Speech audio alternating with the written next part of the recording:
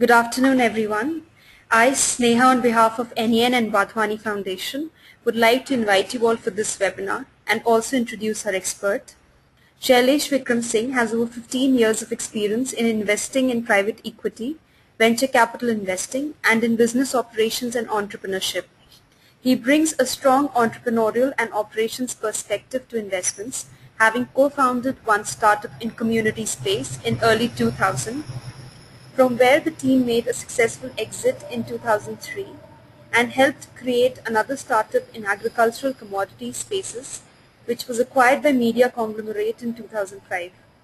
He has worked with 2i Capital, a mid-market private equity growth fund, Unit Trust of India, and Gujarat Venture Finance Limited, and was involved with investments in logistics, technology, telecommunications, media, and internet companies. Before I hand over the floor to Shailesh, here are a few reminders to the audience. You will all be on mute. You may ask questions by typing in the panel provided. Over to you, Shailesh. Unmuted.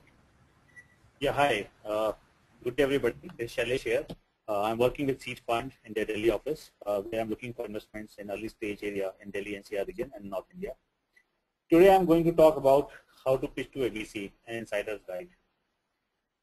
Being an entrepreneur myself in my earliest stage of career, for almost 4 to 5 years, I understand the value of a pitch.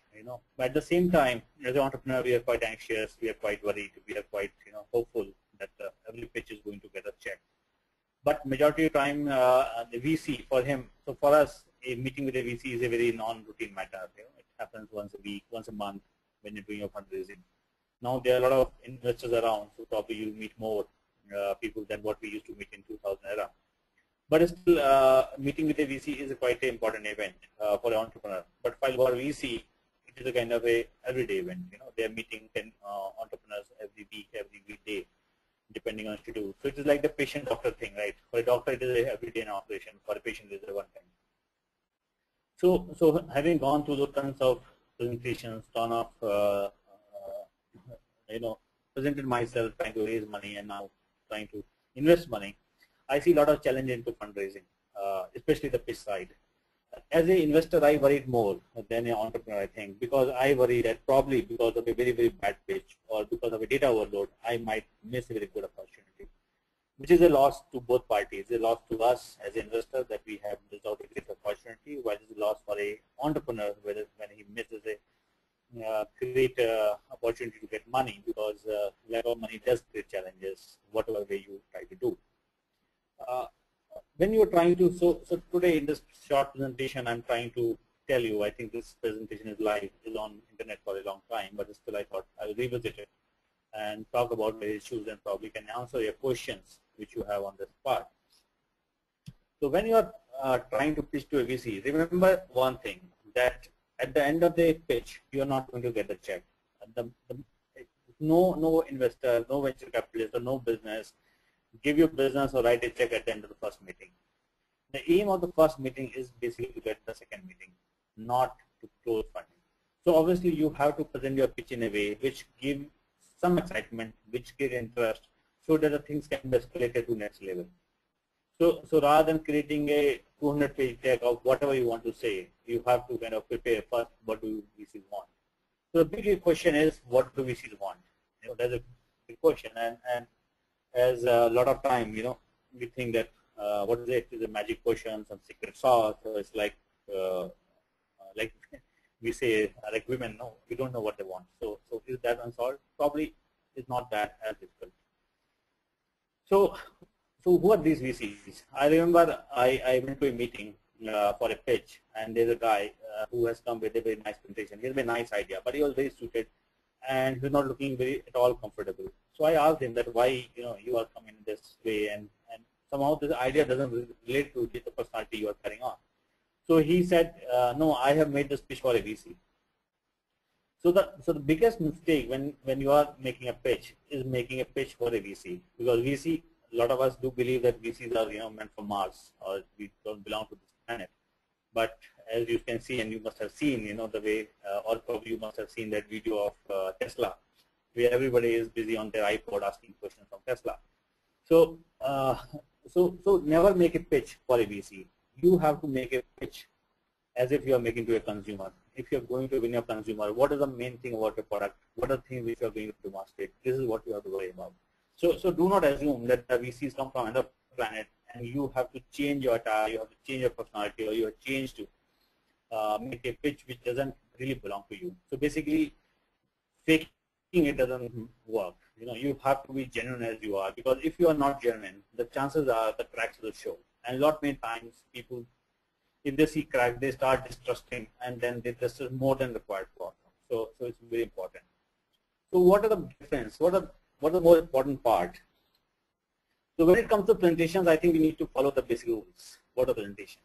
So every pitch is generally a meeting is given for 60 minutes.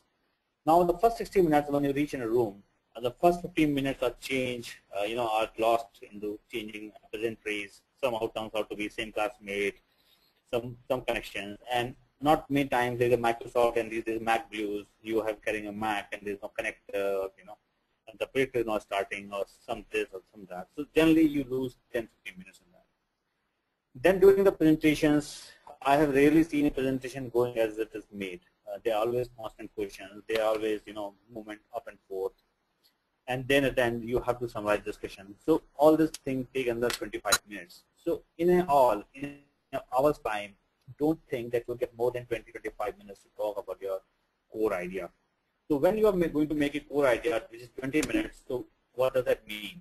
For a 20 minute, we have to spend say 1 or 2 minutes on each slide. So when you are spending 30 seconds to 1.5 minutes or 2 minutes on a slide,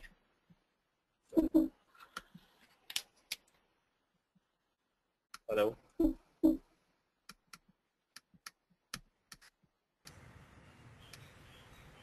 Hello?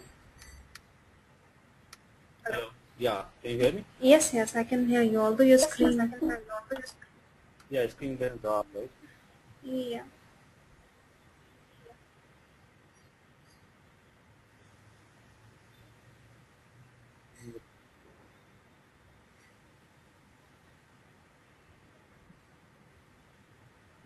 I think this, yeah, sorry, I don't know what happened. Sorry. No problem. I think we got hit by the macros, not Microsoft, but the Mac issue. I think the screen is going down. So for 20 minutes means 15 to 25 slides as max, which is 1 minute per slide on average. But when you see, so a lot of time people take the things very, very literally. So you tell them that, okay, you need to have just 15 to 20 slides. What do they do? Is give you this, which is unlimited data on a limited slide. You have just maxed it up. So for every slide to read, you need a maximizing glass. You need a magnifier. So the intention is not that. The intention is you need to communicate rather than giving the data, because data means nothing until it's being told by the relevant stories. So number 2 is this: focus on a key theme. See, in every business is trying to solve a problem. As a startup, you are looking at something which is there, which you think you can solve, while the most of us are not even able to understand what the problem is. So underlying every VC as an investor, you like a team which is trying to solve a very focused one single problem, rather than coming out with a very, very complex problem with multiple options and multiple revenue streams. So hence, it is very important you to simplify your theme. And when I say that you are Dr. Who, that means you might be the most knowledgeable PhD from Stanford and nuclear physics, or some quantum mechanics. But still, you have to tell whatever you tell to be the connected stories, because what makes a matter, what makes things very interesting for investors, for everybody, is how connected are your stories. If your stories are very connected, the chances are that people will listen to them. They will get a meaning to them. Like say, if you are telling about certain startup and you say, okay, this is what I'm doing, and I'm starting this big data, creating this shopping style, but at the same time you say the same kind of startup was done in Israel, and Israel they have got this traction, and they got acquired for $20 million. suddenly this connection story makes sense because as an investor, I do understand financial numbers. What I do not understand is probably the big data part because I might not know all pieces of everything. But I do understand the value of how the other markets are seeing this particular product. So that's why you bring a connected story, you bring a theme, and you try to simplify. See, the other thing is, majority of pitches I see this problem, that people come with a business plan where the revenue comes from not one, but 2 or 3 or 4 multiple sources. As a startup, for initially 2 or 3 years, it's very important that your revenue stream comes from one source rather than having 3 or 4 or 5 sources, because creating each channel is very costly. And as a startup, you neither have bandwidth nor the energy to solve what can be what I call a multivariate linear programming. Right? You can solve a very single axis, single variable multi-linear programming very easily, right? But the moment you keep on adding complexity, the effort required, the computing power required increase in a non-linear way. So it's very important for you to keep focus to simplify.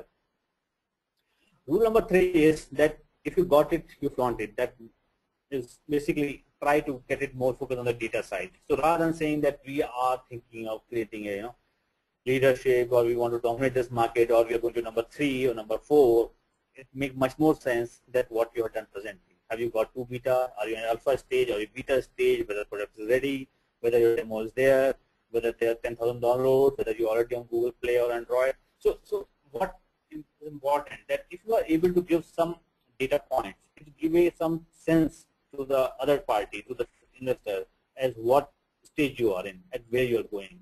So is it something which is also a reality, or it is what we call a vaporware? It's just in the air. That's what you're thinking, and that's why it's going up. So this is the part you have to worry about. Now, other than this, what is the big idea? So other than the basic key issues about the presentations, the main thing your presentation need to carry is what is the big idea? Is a good point? Is your solution better, faster, cheaper? Is how? Can you demonstrate in metrics why it is better or faster? How you can tell the market? So you have to, rather than having a leap of faith statement or telling straight that I'm going to capture the market, you have to tell in a very clear stage that's why you think that you can make more sense. That's where you can demonstrate. So you should be able to demonstrate that the market we are seeing right now, why it is broken, if you believe it's broken. What are the points which indicate that there is a challenge in the market, and how your product is going to handle those challenges.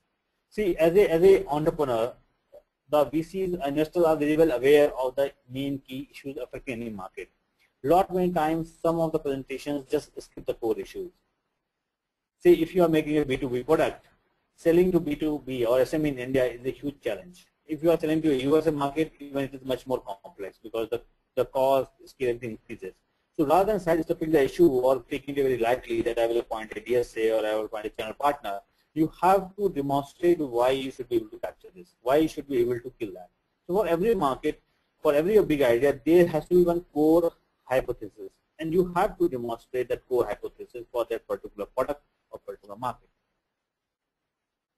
Now the market opportunity, it is scalable. It can be 10 million, a billion, what it is. So the biggest issue, a lot of business we see are very good businesses, right, to have, but for investor probably doesn't make sense. To understand how we see this work, we have to step back and see what is the whole incentive of this VC business. So as a VC, as an investor, what we do, we raise money from other investors who are what we call limited partners, and we work on a what we call 220 structures. So basically what we do, whatever money we raise, we are expected to return at least 30% IRR kind of money, right? So when you are looking to 30% IRR, while you are going to invest in 10 companies, say, out of which around 30 to 40% companies are going to be write-off. So there is not much, canvas for you to play around. So ideally, as an investor, you always worry that you shall make minimum 10x from each of your investments. Now, from why each of them? The point is, out of the 10 I make, I will write out almost 30%, right? In 4 or 5, I will do around 1x or 2x, or I'm lucky 3x. Out of this 10, probably in 1 or 2, I might be able to do home run, which is 10x. So for a 10, when I make 10x, then my average portfolio return comes around to be 2.5 to 3x in a very, very highly good scenario. The portfolio mix which I told you is one of the best portfolio mix to have. We are lucky if we get that. Now, I as an investor don't know which one of you, which one of those 10 is going to be my home run. So as a rule, I would like to see 10 run in all of them, not in one. But that's what it is. So that's why for us scalability is very important. So if you create a good business, you raise 10 crore rupees and you create a company with a 20 crore top line, which creates a profitability of 8% every year, is a good business to have. But as a VC, as an investor, I'm not going to see this company ever listed, neither somebody will buy it out. So I won't get any exit. Buyback, no investor has, no entrepreneur has been able to give a buyback of 30%. So in those scenarios, the chances of the company raising money is very low. So that's why whenever you are coming to a venture capitalist, be very sure what is the market size for your company. Can you become a $1 billion company? Is it there a remote possibility you can become, or is it possibility that you can become 10 million or 100 million? So what is the size? If you are just going to become 5 to 10 or 15 million company in the next 6-7 years, chances are most VCs will not be very interested in this. Now, how do you calculate market? What's the market? So markets are always, one is a top-down approach, which is TAM, then is a SAM, then is a bottom-ups. So which is like, say, for a pizza player, the whole market is their TAM. They can serve pizza to whole country, right? But sorry, to whole city. So if you're in Bombay, so from Virar to Nariman Point, you can go and deliver pizza. But in actuality, if you are based in Andheri, you cannot go beyond Andheri West to deliver a pizza because the time is a big constraint. Second thing you have to worry, who is going to be your competitors, who is going to attack you, where and what is the market size they have, what is the revenue they are generating, which should give you a clear sense of the market. Third is, what is the clear differentiation, winning strategy with this competitor, what you have got, what is what you call the differentiating factor, which is going to give you the unfair advantage. Though I don't believe there's anything or unfair advantage other than the team, but still, it matters a lot. At least in your mind, you should be able to see a track, see a fault line in the market or in the competitive strategy, which gives you an entry point. So as a VC, love large market scalable opportunities compared to the super niche segments. Now, so as an investor, we get tons of ideas. I think in a week, seed fund, so in a month, seed fund sees close to 200 odd crores ideas submitted to it. We meet close to 50 to 80 companies every month. So obviously there's a lot of data which is coming to us. A lot of companies are coming to us. So both of this, the scenario of a company which has done a little bit of prototype is much higher than a company which is just on advanced stage. Especially in tech and software area, we'd love to see a prototype or some basic work done because software coding is not so expensive as it was 10 years back. There are tons of framework available from Drupal to YI to Django. So we expect the core team which is coming should have this core skill that they should be at least able to code the product themselves to at least a beta level to demonstrate. Or if there's some other e-com company, the team should have very strong credentials where they have done this kind of work and they have shown those entrepreneurial skill set to remain out of job and be around for 2 or 3 months to train. So validation is very important. And other than validation, we also need to understand where the constraint is system. I think probably you might have read this book called The Goal by Dr. Goldratt. I think it's a very, very useful book for anybody who's trying to be entrepreneur because the book gives a perspective, very, very interesting perspective on the dynamics of the constraint. As an entrepreneur, we are trying to solve constraints. But if the constraint on the demand side, then we cannot solve it. If it's on supply side, probably we can handle it. To give an example, if you are a TSR, you are a pizza company, your constraint is probably the number of seats you have. So you eliminated buying, making it on a phone calls. Then your constraint moves to your bike. Then probably it moves to your call center, and then probably it moves you to your capacity or your store or your kitchen or size of the dough you can use in every hour.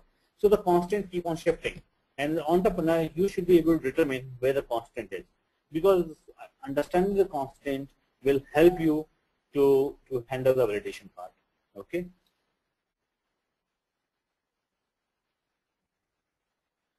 The other thing as an investor we are worried about is the team, whether the team is the right team or is not.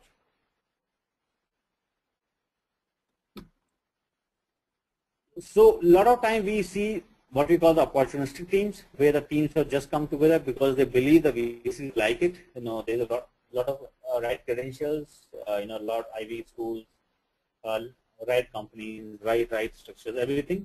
But practically what we always aim to look at is to find a team which is very passionate what they're doing. They understand what they're doing and they're very clear where they're going. Until these clarities are there, it's very difficult for investor to fund the team. So main thing is, a lot of time we see is are there tools, there are business people, there are some couple of MBAs who have come together and they are just outsourcing their coding. If you are setting a tech startup where the coding is outsourced, it is almost like a dead on arrival. You cannot build a company by outsourcing your code.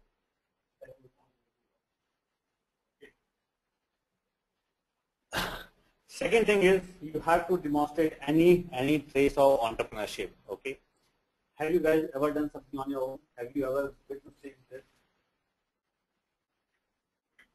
Have you ever built anything? Any sign of passion is there? Is it just a passionate team, or you just got some Excel sheet? You have got or you have got just some report from McKinsey or Gartner or somebody. So the most important part for entrepreneur to understand whether this team carries enough passion, whether they understand where they are going, whether they have clarity of what they are doing, and whether the direction is clear. If the team doesn't have strong conviction, if they come and get convinced very easily, if they keep on changing what they're doing after every meeting, the chances of them raising money reduces a lot. We expect the team to hold their ground, to understand what is important, to be malleable, but at the same time having firm conviction. So it is a little bit of paradox. So you cannot have a template that, okay, I agree to all the suggestions being made to me, or you say, no, I reject all the suggestions made to me. So there is a little paradox. You are supposed to be a little bit flexible, at the same time a little bit rigid, right? But where you need to be rigid or where you need to be flexible probably decide your success, right? So this part is very, very important. We need to understand this very clearly, how the teams are, aligned, and how core they feel for each other, whether they're friends together, how long they have known to each other, and what is the chemistry between them. The last part is in any venture fund is how good you are able to execute. So when we say execution, we need to say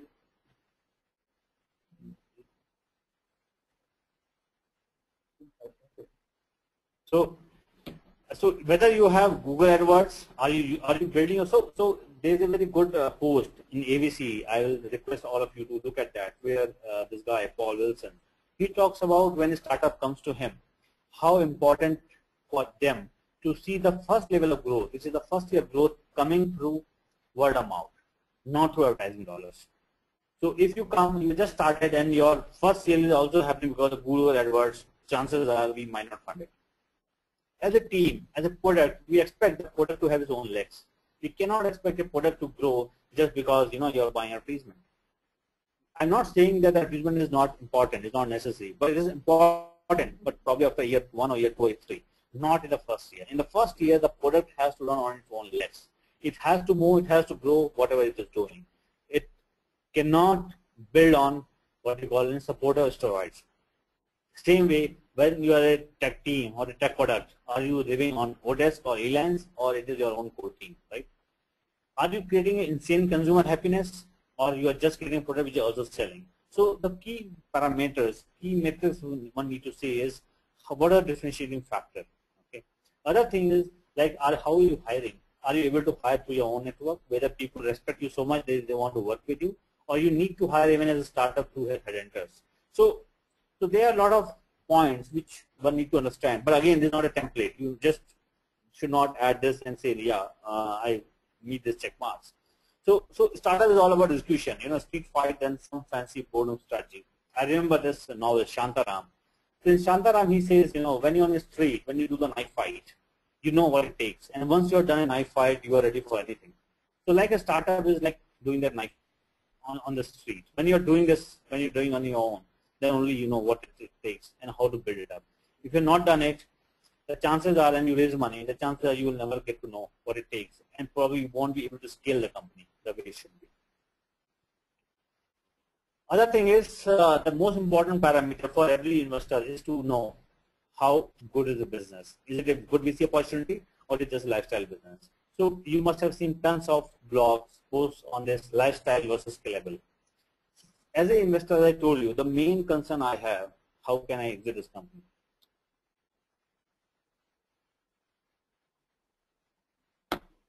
Is it a scalable business or not? Whether this business will grow and build up, or it will just create enough revenue for the family or the founders to have a nice lifestyle. So that's very clear that the business should be scalable. Second part is that tech is to have be good, but what is the commercial part? So like it might be great technical innovation like Higgins boson, but what do we do with it? Can we sell something out of it? Can we create a profit? See, we as investors are there for profits. We are there to make money. That's all. We are not a grant. We are not giving social money, or we are not giving grant. The motive is very clear. Second thing is, are there relevant stories about this opportunity building big? Or you are creating certain situation where the opportunity looks very compelling, and there is a clear-cut opportunity of VC because of the market size. What you need to understand that VC investment is not trading. We are not there just for a week, for a 2 months or 3 months that we do this deal and get away. Neither we are there forever with you, forever in 2 or 3 lives. We are not a lifelong fund. We are there for 4 to 7 months, 4 to 7 years. So it is what I call is that it's a medium-term engagement, it's a medium-term marriage with a strong prenups, which is expected to make both of us very, very rich. So basically we are aimed at a limited time, and so the business which you are pitching to VC should mature within the next 6 to 7 years, should be able to create enough value so that people can monetize it and create value out of it. The other thing which really doesn't impress us is when people mention this kind of things. We are very conservative with our numbers. Please excuse me. Everybody who comes and stays the same. But I'm yet to meet a startup, or yet to all the startups I've seen in my life. Not a single startup has been able to beat their projections.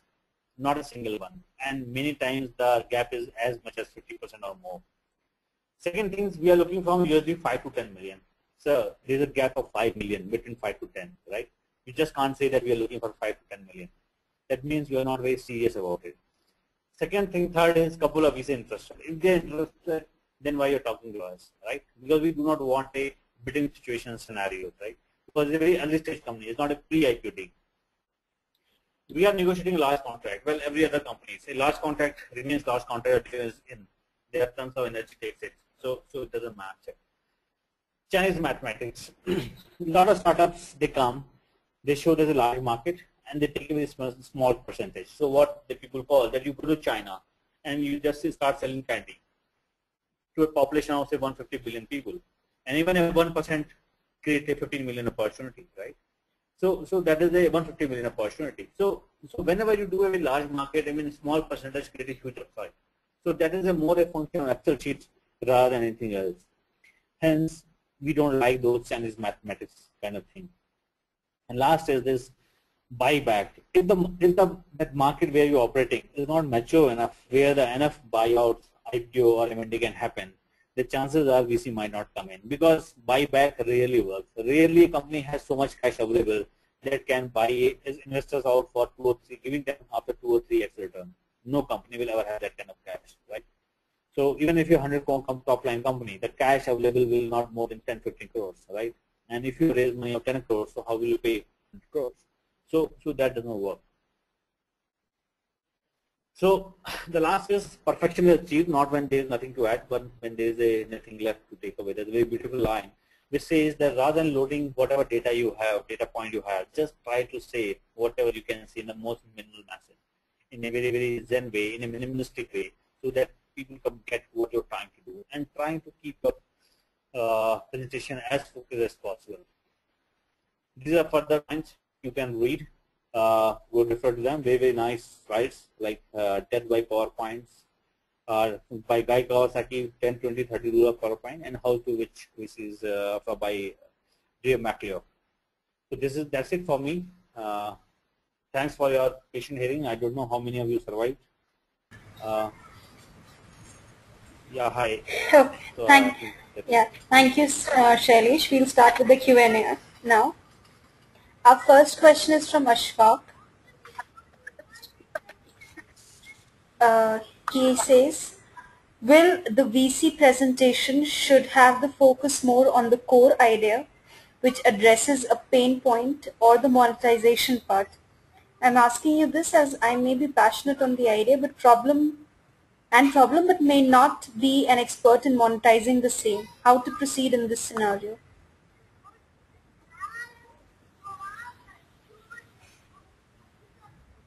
yeah, hi. Sorry, can you repeat the question again? Yeah, so the question is, it's from Hello. Ashfaq. Hello. Yeah. So Ashfaq says, will the VC presentation should have the focus more on the core idea, which addresses a pain point, or the monetization part? He's asking this as he's passionate about the idea and the problem, but may not be expert in monetizing the same. So how should he proceed in this scenario? So ideally, so it is a two-way thing. I'm seeing a lot of presentations who are coming who are just not thinking about monetization at all. See, as a business owner, so let us step back again, and rather than worrying about what the VCs want, if you are a business owner, what would you have done?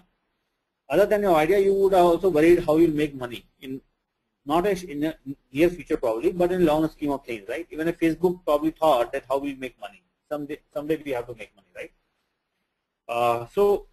Even Google didn't know for the first 3 years how will they make money, but they did eventually came to it. So we expect you to spend some time on it. You just can't say that I not thought of it, right? And I'm very early stage on it. So you are building a nice idea. That's good. You have to focus on it, yes. But out of that 20 minutes, I think do devote 5 minutes of thing on the monetization part. Whatever you think, probably that's valid or not, that's point. If people see value in your core idea, probably they are happy to fund you. But nonetheless, we expect you to have some thought process on monetization.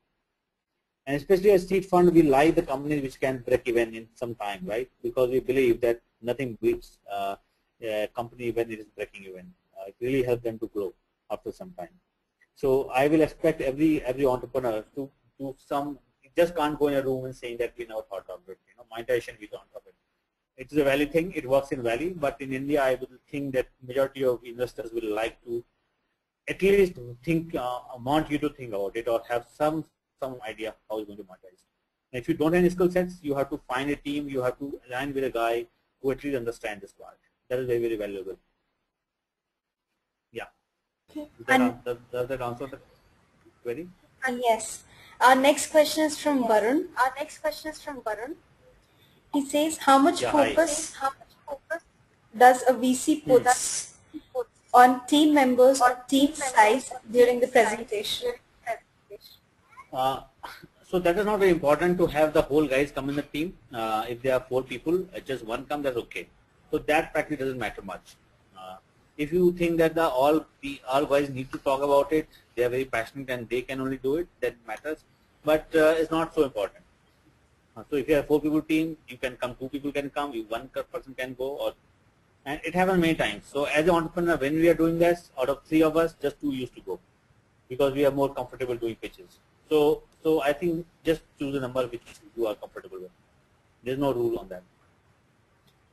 He also adds to the question that if the team members are student entrepreneurs from really reputed colleges, it doesn't matter. So we have funded, like say Mahesh very posted on Facebook.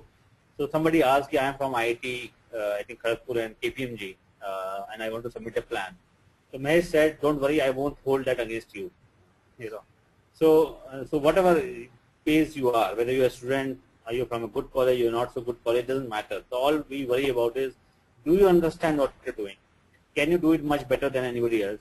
And can you demonstrate, can you win? So our company like SMS NOS is built by students only, right? They just fresh out of college, build this great company and scaling very, very fast. So we are fine with it. It doesn't matter whether you're a student or you are just working somewhere. That's it. Okay, our next question is from Anil. Anil says, can you suggest the best ways to approach a VC? Or set up a meeting, drop an email. I think 90% VCs do respond to your mails which come to their boxes because people do monitor them. Or call their office, set up a meeting. Just don't go there unannounced. I think there's no best way. You just need to call them, send your business plan, do a very smart email so that you get a meeting. So your aim as an entrepreneur should always be to get the first second meeting, right? So when you are selling, so don't tell the whole idea. Just send a brief that what I'm doing is this of your interest area. So say before reaching out to VC, you have to do a little study. What kind of companies they are funded? What kind of sectors they are looking at? Is this their interest area or not? If you ask this question, probably nobody will respond, right? So you have to go to the website. You have to find out. You have to see. You have to do your own research. And once you are shortlisted, your 4 or 5 investors who you believe like your area, they have done this kind of deals, do invest to early stage, then approach them, and then ask for a meeting. How can I meet you, right? Don't send your 5 MB file on a presentation. It really works. Just try to set up a meeting. That's what you have to do. Our next question is from Tirthankar. Yes. He asked how to get contacts of VCs. Their website. I think all you have to do, go to IVAC. It is Indian Venture Capital Association. So I think IVAC website has a list of all the VCs, and in fact there's Your Story and Startup Central. All this keep on publishing the list of all the VCs. So you just need to go there and you find out their all contact details. They're all listed.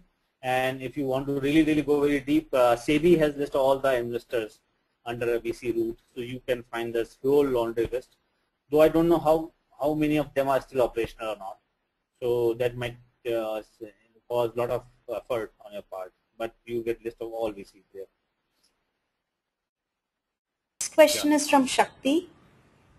He asks, what would be the best an elevator pitch or a full VC presentation? So no, elevator pitch versus full VC presentation. That's what she asked. See, elevator pitch is elevator pitch. Elevator pitch is a short pitch. You just go. See, as I said, every meeting is required to get the next level attention. So there's no elevator pitch versus. So elevator pitch, I am not very fond of this term, or neither I think that this is something called bug. So elevator pitch is generally to get a full meeting, right? So if you have got a full meeting, then make a whole presentation. Why you just talk in a 5-minute thing, right? I think there are two things. There has been a lot of press has have miscommunicated or kind of made the things like as VCs are some god from some world who want to just listen to in 5 minutes. I don't believe in that. If I like a company, I want to meet them 5 times, 6 times. If I don't get it, I ask them again, or probably I get it, right? So rather than worrying about the elevator pitch or something, spend the time. How much you think is enough to justify your idea, right? There is no hard and fast rule. I will quote George G.B. Shaw on this. George Master, somebody asked him what should be the length of my article. He said it should be short enough to cover the subject and long enough to be interesting. So same way, I think your pitch should be able to communicate what you're trying to do. You should be able to convince investors to have another meeting to look very deeply at you and get funding. Yeah. So there's no rule there. What is the average equity stake VCs will expect from a startup who is looking for funding? So there are 3 kind of investors. So every investor, so they are classified investors. There are 3 or 4 kind of investors, and each investor class take a stake as per that investor class. So if you are raising money from say angels, so angels or accelerator. So accelerator generally take 5% stake. They will give you 5 lakh rupees and some space for 3 months, and they will take 5% stake. That's the accelerator rule. Angels will give you 30-40 lakh. They will take 5 to 10% stake again. Then come the early stage fund like seed fund. We start from 2 crores, go up to 25 crores. We take somewhere from 30 to 40% stake, right? So all the early stage Series A VCs will aim for that somewhere 25% to 40% stake aim for, where they invest large amount of money. 2 crore to 25 crore, anywhere it can range upon, right? The growth stage companies again aim. They give much bigger money, but they again aim at 20-25% stake. So it depends on from where. If you're raising from angel, you expect to lose 10% stake, 30-40 lakh. If you're raising from VCs, traditional institutional funds, If you're raising from Bloom kind of very early stage, just pre-seed, again expect 10-15% stake for 40-50 lakh rupees. Movement across 4-5 crores, expect to lose 30-40%. So that way it works. Question is from Abhilesh. Yeah. He asks, he has a healthcare startup and he has spoken to a few people in the investment space, and they have advised him to arrive at some IP so that they can invest. So his question is IP. Yes, intellectual property, right? So his question is it very important to have an IP to get an investment? It is not that important, but it does create value, right? So I don't know what idea exactly it is. So probably it is an idea where there is the whole game is being played on the IP, right? So everywhere it depends on exactly what idea is. It's very difficult to say which sector he is in within healthcare. So we have done healthcare 3 investments. And My Dentist is a dental healthcare chain, right? So obviously there is no IP there. It's more of an execution, building up a fast scalable retail chain. So that is a non-IP business, right? Now if you build a certain particular some medicine, some drug or some equipment, right? So obviously the defendable part is that IP thing. So investors want, because probably people will replicate it. It's not an execution game, it's more of the idea game. So that's why investors want into IP. So it depends where your idea is. Okay, if there is a clear cut, some huge innovations there, then probably you need to have an IP there. Question is from Apurv. Yeah. He says, how do we understand the constant that you mentioned in your slide? Constraint. Constant, understanding the constant is the term that you used in the slide. So you just want us, what is constant? I say a constraint, right? Constraint Okay. in the system. So when we say constraint, so I ask you to read this book, The Goal. The Goal is what really nice book on top of the constraint in the system, right? So basically, just give an example. When you are estimating a market, so I use the example a lot. So if you have to estimate the number of people who are traveling in Mumbai local right now, how will you do it, right? So a lot of people, what they do,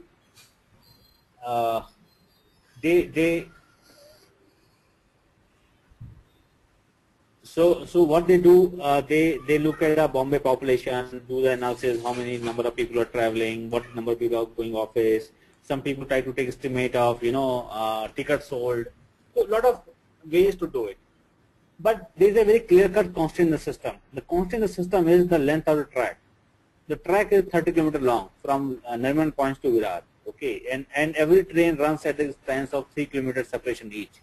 So you know by mathematics that how many trains are there on a track at any given moment.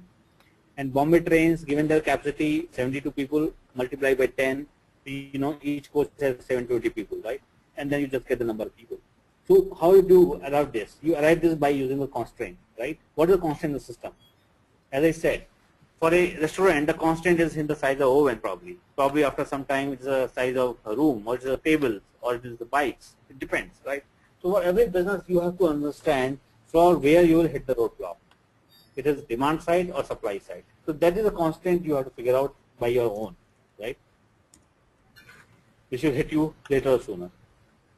So I suggest you to read this book, The Goal. It's a very, very good book. Very important.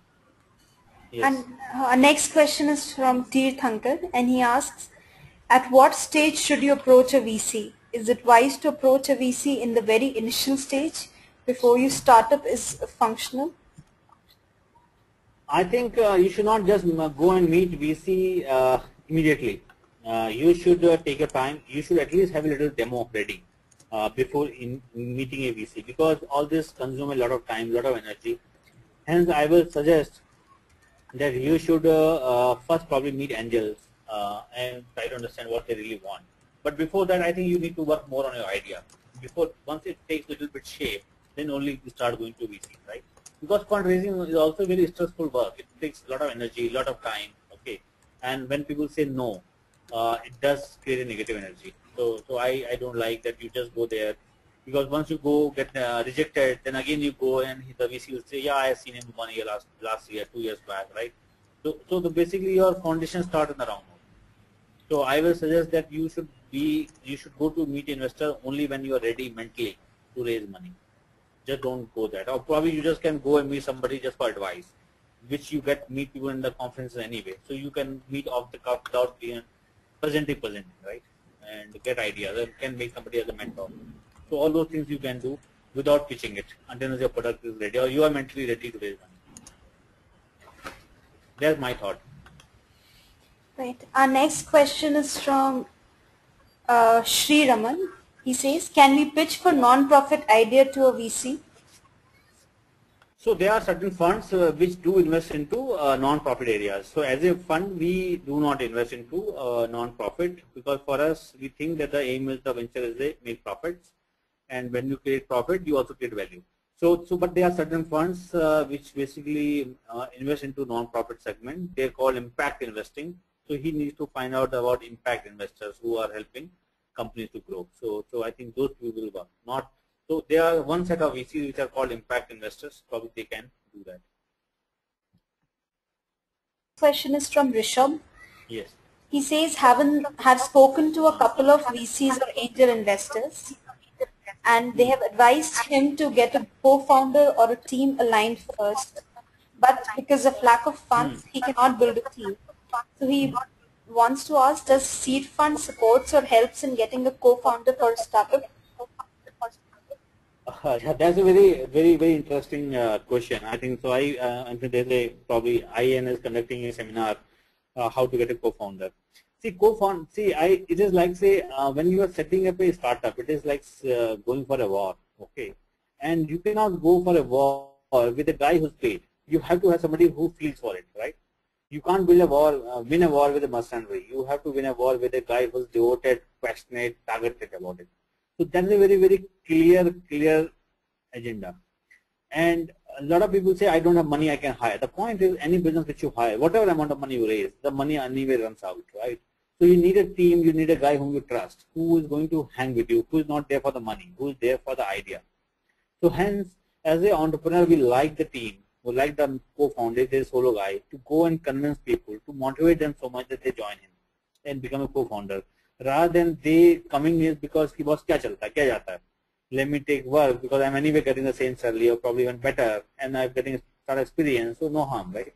So you don't need those no harm guys, because when the going gets tough, they're the first one to chicken out. So you don't want rats to be around on your ship when you're going for a long voyage. You need co-captains who believe in the journey, who believe in the final loot, and who are there in the tough time, because your startup is going to go to J-curve. So as a fund, we cannot, because it is like say finding your partner, your match partner, right? Only you have to be convinced about it. Nobody else can do that for you, right? It's not Indian marriage that your parents will find your match for you. So you have to choose your own partner, okay? And trust me, if you think that the salary and money is going to get you, you are going to get a very wrong choice.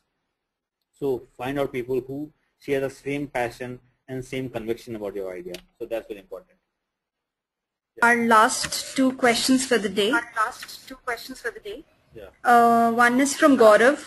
He says, should we approach multiple prospective VCs at a time, or should we concentrate on one or two? I think to start with, you have to engage with as many investors as possible. But after first meeting, anyway, a lot of them, the list will anyway come down. So some of them will say no, some of them you won't like. So I will, when you are starting the process, I will suggest that you should meet as many as possible, especially the one who you think will be interested in your business. Because you spend one time, take that process might take 2 months, and then he says no, then you start again, right? So it will consume your 5 years doing the same thing. So I will say the first time you should initiate discussion with 6, 7 at the same time, and within a week you will be able to figure out who are really working out for you, and then only initiate discussion with me. I think that issue will keep on tapering as you progress. So that is there. Our last question is from Shagun.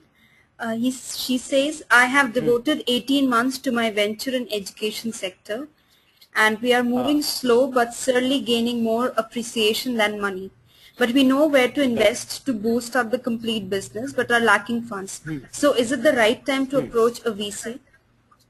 Yeah, obviously, if you have built traction, you have built product, and you already know market. So I think you should talk to VC, you should talk to angel investors, or you need to talk to investors, right? Because that's the time. So because beyond a point, a company cannot grow without investment, right? It can grow. Tons of companies have grown, but investment certainly creates a lot of more value. So I will suggest that I think you must go for that. You should try for that. So that should be very useful for you. So I think yeah, thank you very much, Shailesh, yeah, for that very interesting session. Thanks. Thank you to all our attendees for participating in the webinar. We are glad that the questions kept coming in, but due to lack of time, we are unable to answer all. Please do send in your feedback and suggestions to us at eclub@nenglobal.org. And if you found the session interesting, please feel free to blog or post about it. The recorded version of the webinar will be available on our YouTube channel by the end of this week. NEN Entrepreneur Support and Training is conducting one-day workshop for entrepreneurs on raising fund in Pune, Chennai, and Delhi on June 29th. The details will be up on nenonline.tv. NEN is also launching its first mentoring clinic in both online and offline mode. Our first clinic is online on June 14th from 11 a.m. to 1 p.m. Registration is free. To know more, visit nenonline.tv. NEN in association with IBM is conducting Tools for Growth 2-day workshop in Bangalore and Mumbai. For more information, please look up nenonline.tv. Also join us for our next webinar on things to know about Term Sheet by Ranjit Shastri, Director of Stern Fisher Angel Network, on June 19th at 3 p.m. Thank you all once again and have a good evening. Thank you.